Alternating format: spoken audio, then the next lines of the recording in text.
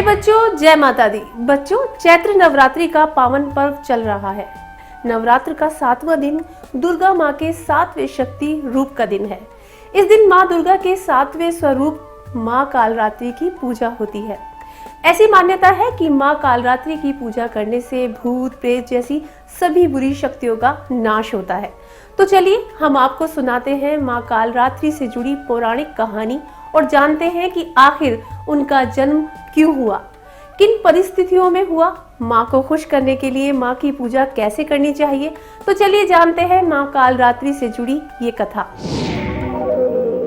पौराणिक कथा के अनुसार रक्तबीज नाम का एक राक्षस था जो भगवान शिव का भक्त था।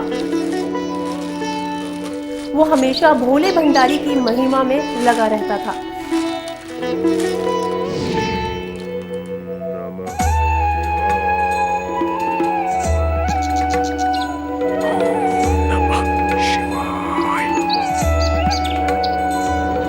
एक दिन उसकी कठोर तपस्या से प्रसन्न होकर भगवान शिव उसके सामने प्रकट हुए और उसे एक अनोखा वरदान दिया।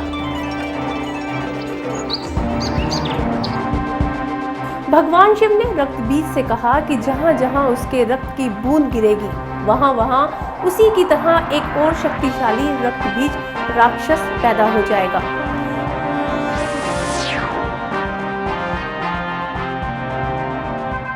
शिव शंकर से ऐसा वरदान पाकर रक्तबीज ने तीनों लोकों में हाहाकार मचा दिया। मनुष्य के साथ देवता भी उसके आतंक से परेशान रहने लगे। रक्तबीज के अत्याचार से परेशान होकर सभी देवता भगवान शिव के पास पहुंचे और उन्हें संकट के बारे में बताया। हे श्री हरि हमारी रक्षा कीजिए। भगवान शिव जानते थे कि माता पार्वती ही इस समस्या का अंत कर सकती हैं, इसलिए उन्होंने माता पार्वती से अनुरोध किया।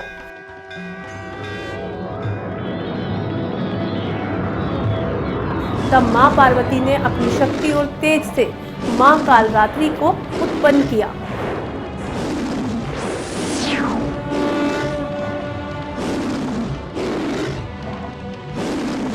मां कालरात्रि का रूप बेहद विकराल है। उनका शरीर रात के अंधकार की तरह काला है। गले में मोतियों की माला और बाल बिखरे हुए हैं। इसके अलावा मां के 4 हाथ हैं, जिनमें से एक हाथ में लोहे का कांटा और दूसरे हाथ में वज्र है।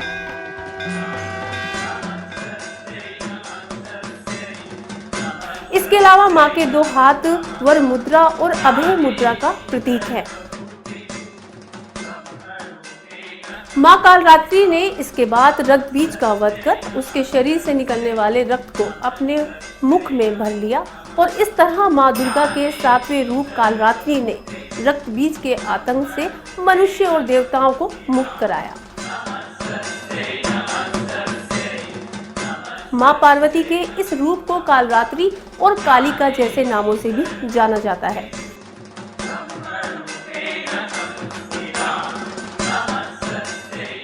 कहते हैं नवरात्रि के दिनों में अगर अपने घर में कलश स्थापना की है तो मां कालरात्रि का पूजन सुबह जितनी जल्दी किया जाए उतना शुभ होता है।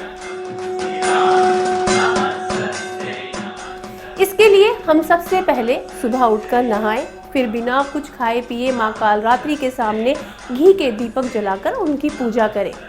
इसी के साथ देवी को लाल फूल अर्पित करें, साथ ही गुड़ का भोग लगाएं। देवी मां के मंत्रों का जाप करें।